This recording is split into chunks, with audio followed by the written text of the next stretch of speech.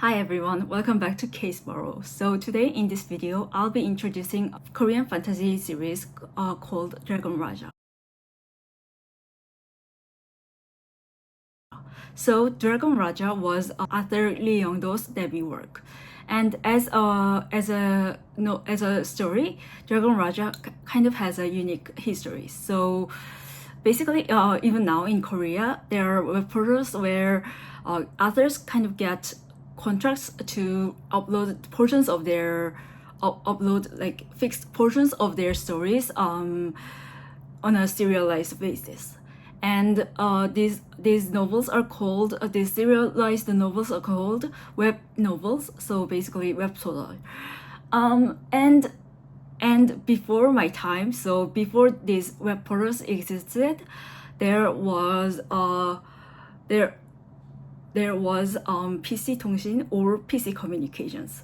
So like as I said, these PC communications, they're kind of behind before my time, and I'm really not good with technology, so I don't think I'll be able to accurately explain what PC communications was and what it did for the Dragon Raja series. So, but from what I could gather, so in Korea there were four most popular systems of PC communications, and within the four most popular systems, there was this communications called Hitel, and it was in that Hitel communications where Lee Young-do uploaded his uploaded a portion of his Dragon Raja story on a serialized basis. And I think it is quite astonishing that Lee Young-do was able to complete this series within less than a year. So basically from October 1997 to April 1998. And this is quite astonishing, as I said, because in paperback form, it is the series consists of 8 books of about 450 pages each. So I think it's quite an amazing feat that Lee was able to write that much within just a year. And as I said, Haita was one of the most popular PC communications within Korea, and because of that, and also another reason that I will discuss later, Dragon Raja became very popular among fans of fantasy in Korea, as well as non-fans of fantasy that still wanted to read fun stories. However, as I said, the popularity of the Dragon Raja series cannot be only attributed to the popularity of Haetal, and to explain the significance of Dragon Raja in Korean fantasy history. So basically, this Dragon Raja series was the book that formally established the fantasy genre in Korea. Obviously, translated works of fantasy like Lord of the Rings had come out earlier, and also there were other Korean fantasy books published earlier. As I said, Dragon Raja definitely it was definitely the series that established Korean fantasy genre in the 1990s. And in the 1990s, there were obviously Dragon Raja and other fantasy series, but Dragon Raja was by far the most popular, and it was Dragon Raja's popularity that kind of signified to people that there is a market for Korean fantasy genre within the Korean fantasy genre, and based on that popularity, the fantasy genre in Korea kind of blossomed. So when I was kind of listening to my father's explanation of why Dragon Raja series was really great, and also based on my own readings of more recent reviews of the series, I found that most reviews kind of cite great plot construction, humane and multi-dimensional characters, mixture of suspense and humor, and the author's ability to seamlessly mix thematic moments with plot as the reasons for Dragon Raja's popularity. And because of that, I think I'll be kind of reviewing this series based on these four categories, these four factors. However, before I get into my actual review of the Dragon Raja series, I think it would be great to contextualize my review by giving you guys a brief summary of the series, the plot of the series. I will so there will obviously be spoilers on the series, but as I said, the series has not been translated to English, so I don't think I'll be worrying about spoilers in this video. So basically, the story of the series takes place in a country, in an empire actually, called Paisas, which was established when the first king of Paisas, Lutferino, with the help of a very skilled wizard Hendrake, defeated the long rule of Dragon Lord. The Dragon Lord only survived with a deep wound by the help of a human that was still loyal to him despite the war.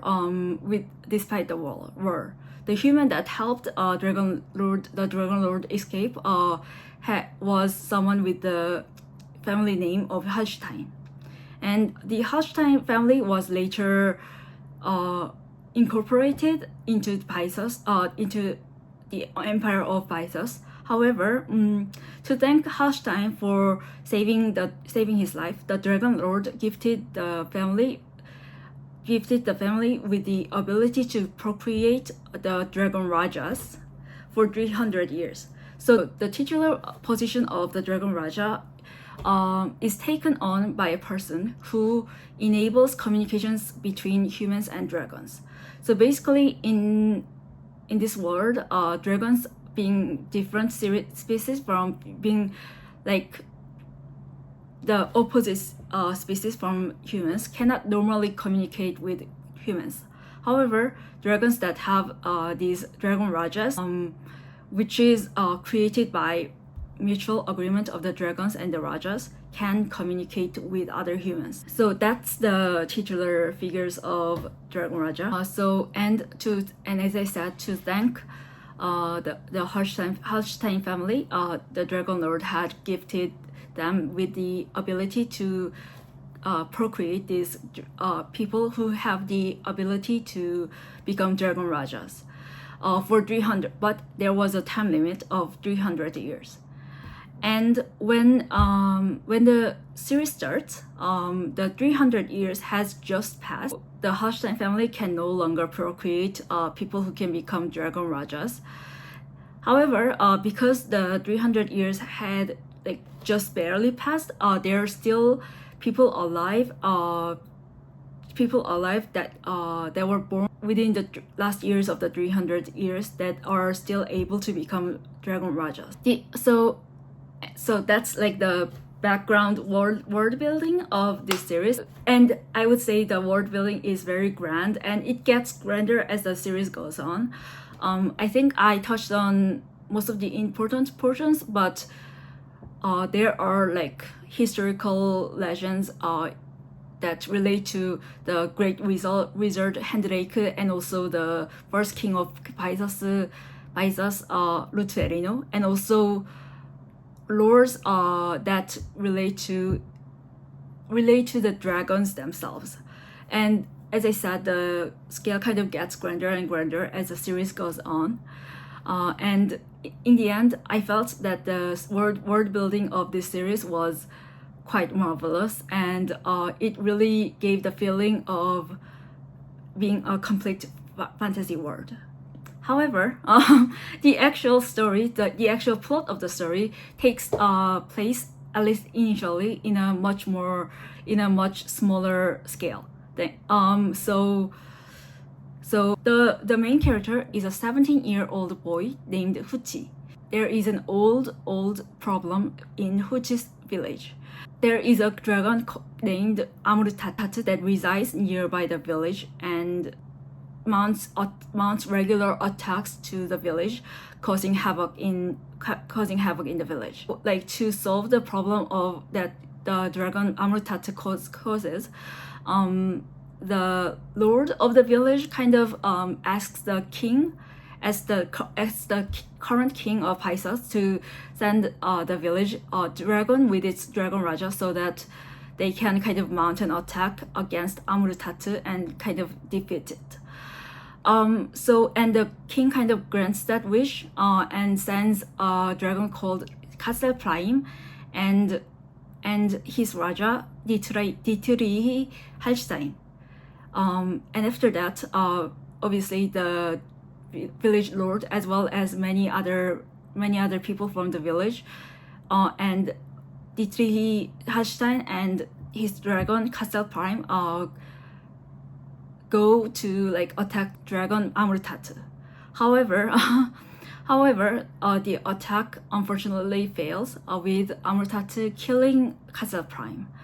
And the human attackers, including Huchi's father, as well as the lord of the village, and also Dietrich Hallstein, so the dragon Raja, are captured by the dragon Amurtatu and held hostage. And Amurtatu, in return for freeing the hostage, kind of demands an immense amount of ransom in the form of jewels. And Huchi's village is not a particularly rich one, so they actually don't have the resources to pay that ransom. So the village kind of decides that they need to send an emissary to the capital of the Empire of Pisces to report to the king of the failure to actually kill Amurtatu and the death of Castle Prime, and also to get by loan or grant the money for the ransom. Within the first book, the emissary is this emissary. The members of the emissary are decided to be Huchi, the main character, Senzun, who is like a captain of the local village militia, and Carl, who is, and this is like the biggest revelation of the first book, who was kind of living as a commoner, but who is kind of revealed to be the half brother of the dragon of the village's lord. With these members, Huchi, Sensen, and Carl, the emissaries set out for the capital of Pisces. As can be expected, they meet complications both on the road to Pisces and on the road to the capital of Pisces and at the capital itself. As these like complications like pile on and on, as I said, the world building of the series that is revealed just gets grander and grander.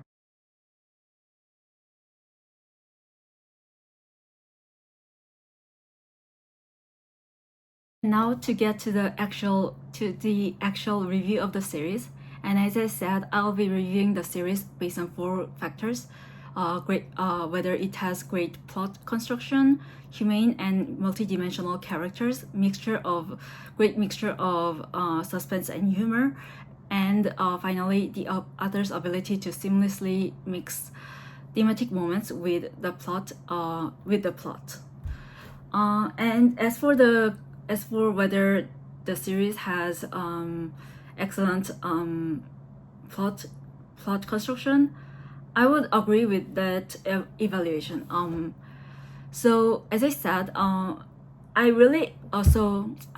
think I really enjoyed how the scale of the world building just got grander and grander as the series went on, and I also liked how the progression of the world building kind of matched with the development of the characters, although as I will be talking about in my review section of the characters, I think in this series, with certain characters, there was not much of a possibility of human like character development, but only of character revelation within the adventure, within the context of the adventure. So I would say this series has a great plot construction, and because of that progression from smaller scale to grander scale of world building, the series Dragon Raja is definitely a series that improves the further you go along. In book 1 and 2, Dragon Raja kind of tells the story of smaller adventures encountered by Huchi and his and the emissary and the gang of emissary that is going to the capital to get the ransom jewels. And these smaller adventures have varied levels of entertainment. I would have to say that I didn't enjoy all of the adventures that kind of happen on the road to the capital. And book 2 was actually my worst experience, my worst reading experience within the series. However, in book 3, the emissaries finally arrive at the capital of Paisas, and from then on,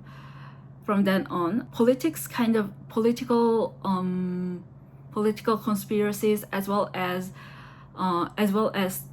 situations with dragons come into play, and with that the world building just gets grander, and as the world building gets grander, the story picks up.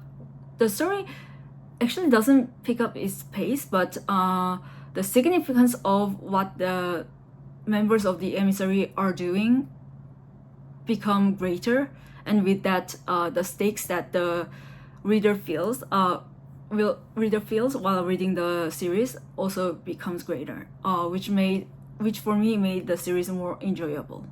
As plot progression includes beginning and its climax, but it also its denouement, I want to talk about how the series ended on a pretty great note, pretty great poetic note, and because, like I said, from book 3, the scale of the story just gets grander and grander, and the adventures that Huchi and his gang of emissaries kind of encounter come to have greater and greater stakes. However, the final chapter of this series again closes its lens. Is that the right expression? Closes down its kind of scales down its lens to focus only on our main character, the 17-year-old boy named Fuchi, and it was really poetic and significantly impressive to see this main character, who has gone through so many changes or revelations within the story, come back to his village, which has relatively unchanged. I would also say that the original problem of defeating of how Amrutatu the dragon was kind of like terrorizing the village also gets resolved in a very satisfactory way, that ties the themes of the whole series together in a pretty neat bow. In such sense, I would say I would agree with the opinion that the Dragon Raja as a series has well-crafted plot construction.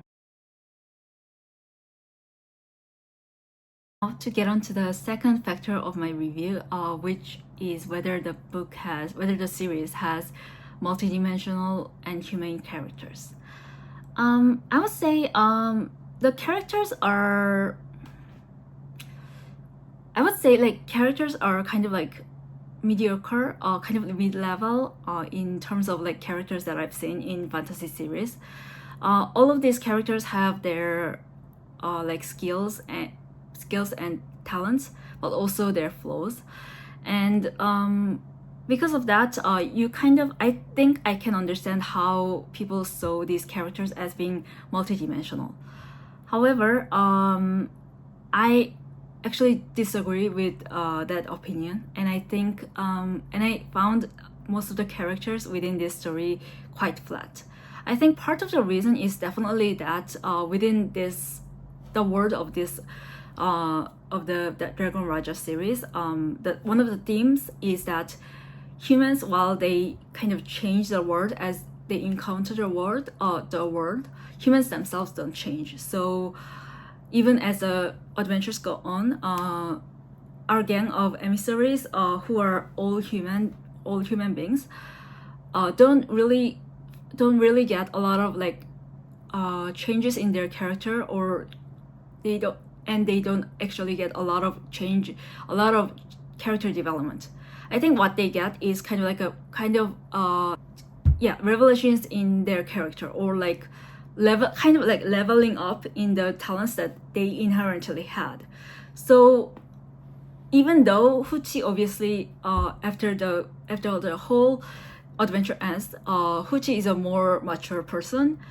He is still the person. He is kind of still the person that he was in the beginning of the series, and I think that is a valid choice of characterization. But it must be admitted that it kind of makes the characters flatter. However, a less valid reason, there was also a kind of less valid reason for why I found the characterization in this series kind of problematic.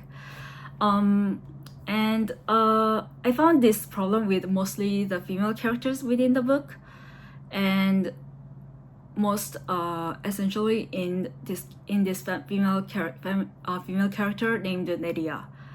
I found that there were like kind of consistent instances where the author Lee Young-do kind of destroy the characters' essences of or features just for conveniences, for his convenience. As I said, the most egregious instance that I found within this series happened with a character named Neria, which is kind of unfortunate, because when she was first introduced as small-time kind of like flirty type of thief, I think she had the potential of being one of my favorite characters, just because I like that type of like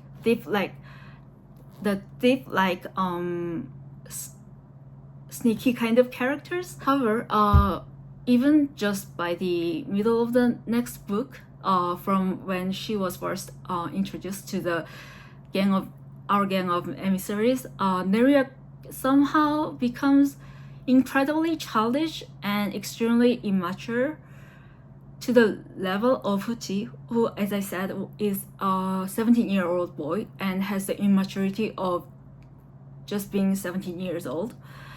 There are some explanations that the author kind of gives. I think in the book, it was kind of sad that it is kind of hard to calculate Neria's age. But the thing is, if Neria is actually 17 or younger, like Huchi, then I think that creates very problematic points in the plot, because especially when she was first introduced, Neria was introduced in a very sexual context, and also there are like moments where Neria is talking about wanting to get married, and etc.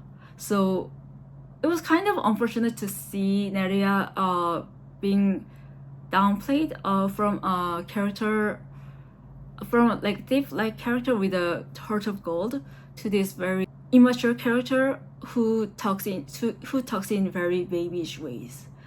The way Neria kind of ended up talking in this like baby talk actually made me like question this author's ethics as well, just because, especially because Neria is like the only human female character that exists within this series.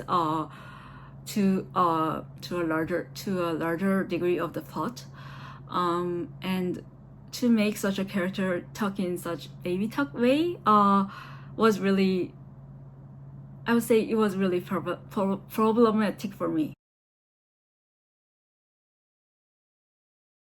And now I'll go on to the third factor of my review, which is whether the series has a great mixture of suspense and humor. And I would say, so just on a formal basis, I think the series does have a great mixture of humor and suspense. Just because the plot is obviously like, as the adventure goes on, the suspense kind of expands, but also because these characters are drawn in kind of like a humorous ways, even when the situations get very grim, these characters kind of tend to just make small jokes that keep the atmosphere of the whole situation of the scene quite light. Despite the fact that I agree that the book tends to have a great formal mixture of humor and suspense, I would say the humor in this book definitely shows its age. Especially because I think Korean society just culturally has kind of changed in a very rapid way. So I would say the humor that was kind of like enabled in the 1990s wouldn't probably fly in now, like now in 2026. And so I think like the book kind of shows its age, and that made some of the humors that involved humor that included like jokes from male characters that kind of bordered on sexual harassment, and or jokes about having mental disability. Actually, I was like talking about this with my mom the other day, and my mom kind of suggested that maybe they were making these jokes and the author was writing these characters to be making these jokes to kind of stay true to the character. As I said, these characters tend to be very funny characters, very humorous characters and they're very humorous in a very raunchy way, because basically you can think of them as like country bumpkins. and like I think my mom was kind of saying that maybe Lee was making them have this kind of like maybe a bit tasteless jokes because they are these like uneducated country bumpkins. But the thing is, I think that if that was so, and if these jokes are part of the characterization that Lee Young-do is doing, I think the jokes had to be much more specific. Like there were jokes about like people with mental disabilities, and the jokes were crafted in a way, crafted with a term that obviously only existed as in the modern age as the discipline of psychology kind of developed. And as the Dragon Raja series just basically has the standard fantasy medieval world as its world, I thought that using that kind of weird modern age psychological term was just weird. Characterization for this series.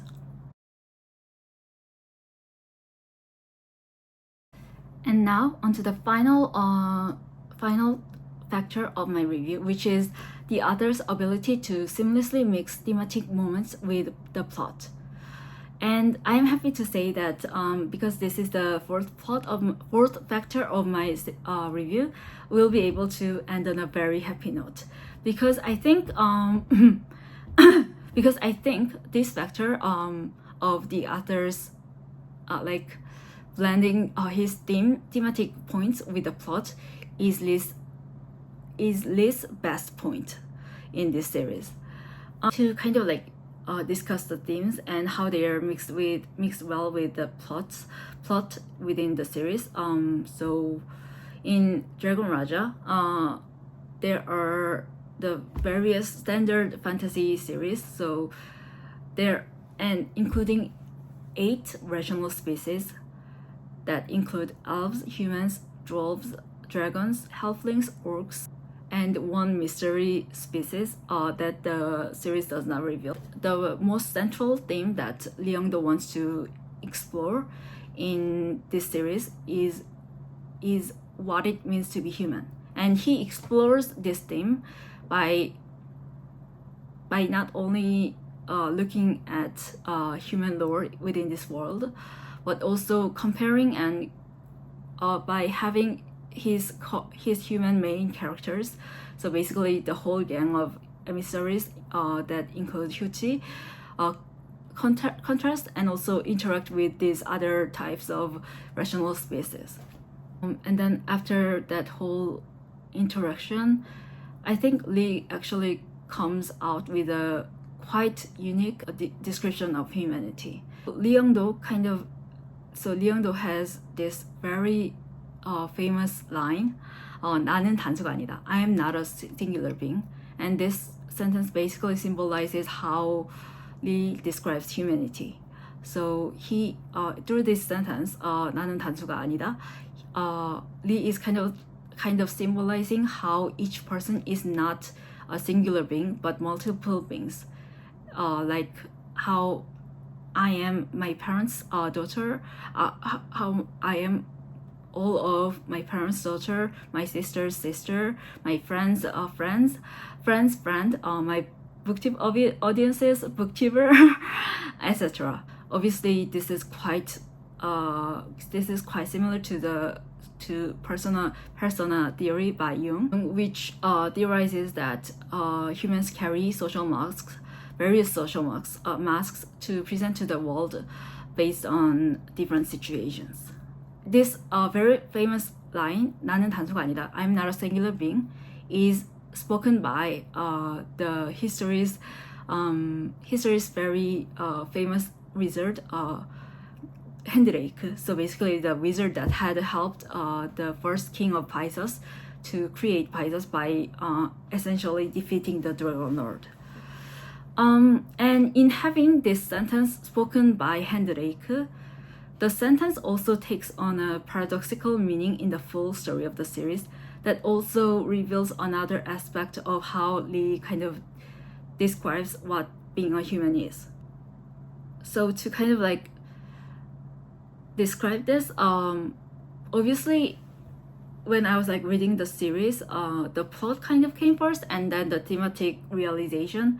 But as I am discussing this, I am finding that it is easier for me to discuss the theme and then explain the plot around it. But just know that unlike my explanation, the mixture of plot and thematic discussion in the series was done a lot better. So the other aspect of how Lee kind of describes what being a human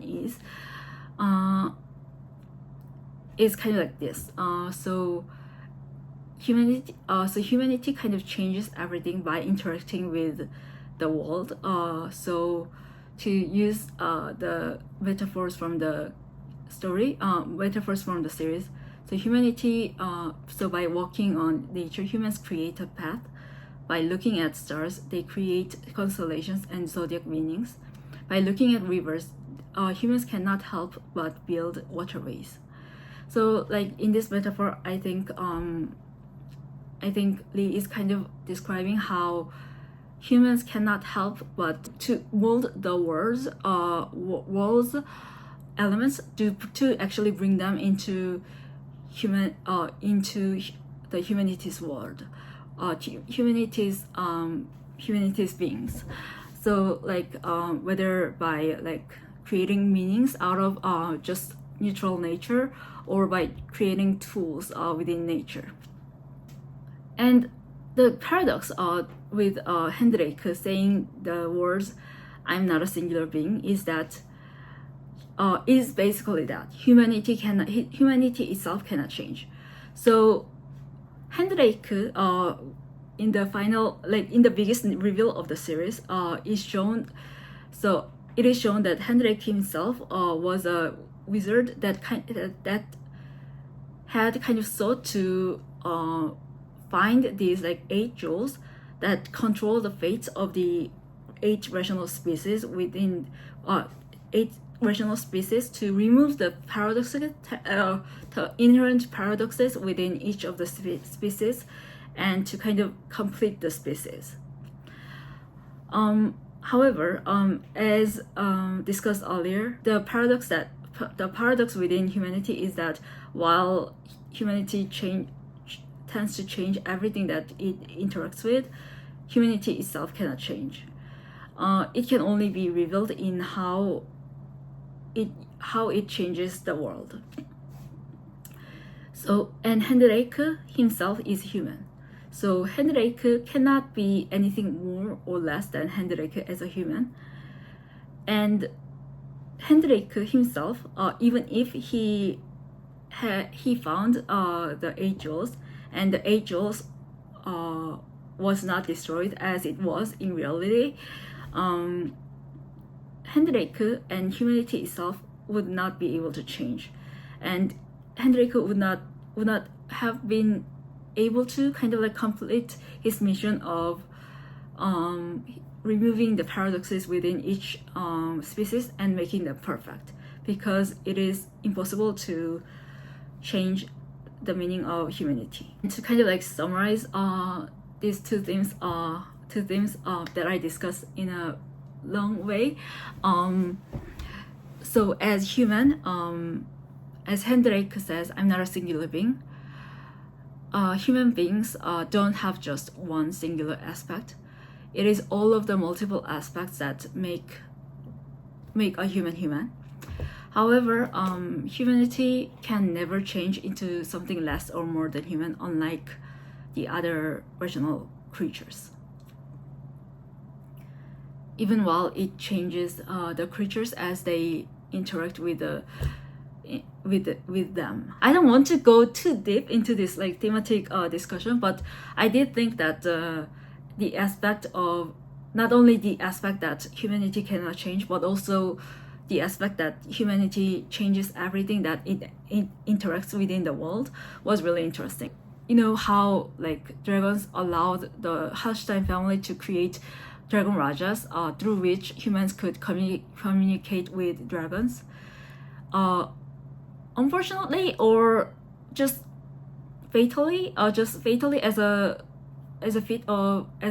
thing of fate, dragons as a species was completely changed by that interaction created by dragon rajas between humanity and the dragon creatures, and that kind of means that the dragon species is no longer an independent, like complete series, not even an independent species on its own, but it is a species that has come to change based on the humanity.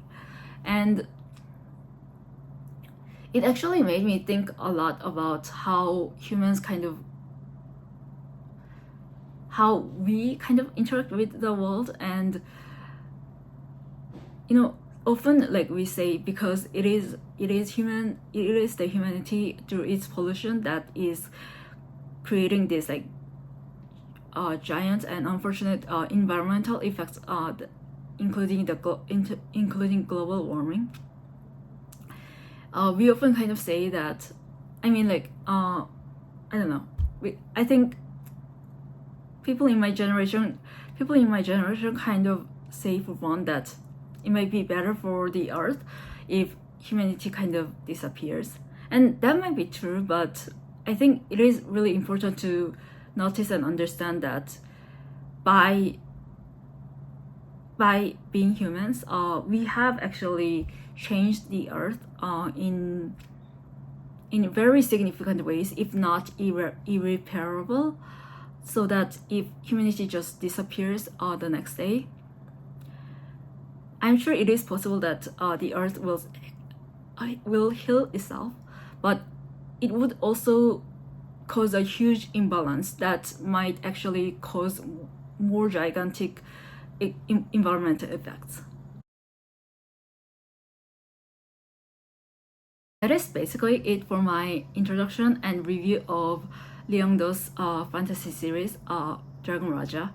I think that my discussion of the themes within the series kind of got longer just because I felt that it was one of the most unique aspects of the novel, and also its best. But I hope you all enjoy this kind of long video. I think it is quite unfortunate that this series will not be translated into English. I think one of the reasons that it won't be translated into English is that I would say the magical world building especially is not that original. I actually thought most of the spells that existed within the world of this series was very heavily inspired by Dungeons and Dragons. so these aspects of world building within the series, I think because Leongdo was first publishing this freely as a serialized form to the larger audience, I think he kind of like got various aspects of his story from different sources, including obviously his own inspiration and imagination, but also other famous fantasy sources like Dungeons and Dragons, and also like Lord of the Rings. And I think that is probably why, due to copyright laws, this series, the Dragon Raja, cannot be translated into English. However, I do think it is unfortunate because, as I said, there are very unique, I don't want to say it is a Korean aspect, but there are very unique aspects that I have never seen in my kind of short, I would say admittedly short experience of reading English fantasy series. Yeah, and that's it.